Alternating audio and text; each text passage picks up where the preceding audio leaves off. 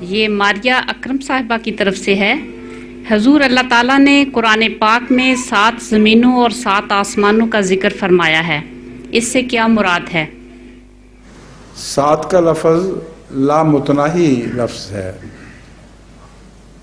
ہفتہ جو ہے آپ دیکھو 7 دن کا ہفتہ ہے، ساری دنیا میں 7 ہی دن کا ہفتہ ہے۔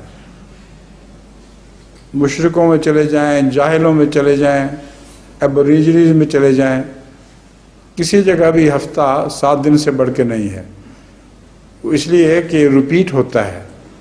تو ہر وہ چیز جو ریپیٹ ہوتی ہے وہ 7 کے عدد سے میں شمار کی جاتی ہے۔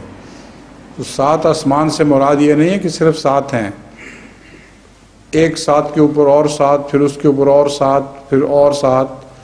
اور قرآن کریم میں تو یہاں تک بھی فرمایا گیا ہے وَمِنَ الْأَرْضِ مِثْلَهُنَّ، کہ صرف 7 آسمان ہی نہیں، زمینیں بھی ہر آسمان کے ساتھ وابستہ ہیں، اور ان کی زمین بھی جس طرح ہماری زمین ہے وہ اللہ کی طرف سے کوئی نہ کوئی پیغام ضرور پاتی ہے۔